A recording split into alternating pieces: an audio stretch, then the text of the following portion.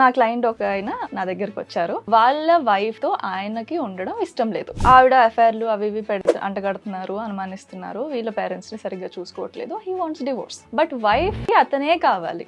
అప్పుడు ఏం చేయాలి?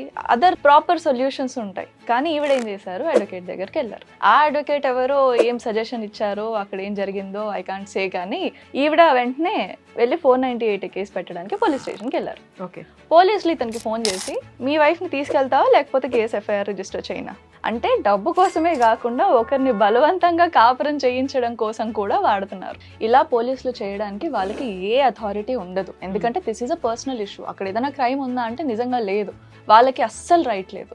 సో ఇట్లాంటి ఇల్లీగల్ థింగ్స్ పోలీసులు చేస్తుంటే, మళ్ళీ మళ్ళీ పోలీస్ స్టేషన్కి అవసరం లేకుండా హెరాస్ చేస్తుంటే హైకోర్టులో రెడ్ పిటిషన్ అనేది వేయొచ్చు. సో రెడ్ పిటిషన్ వేసినప్పుడు హైకోర్టు ఆర్డర్ ఇస్తుంది, మీరు ఇట్లా చేయొద్దు, ఊరికే అధికారం లేకుండా ఇట్లాంటి ఇల్లీగల్ యాక్టివిటీస్ అనేది చేయొద్దు అంటారు.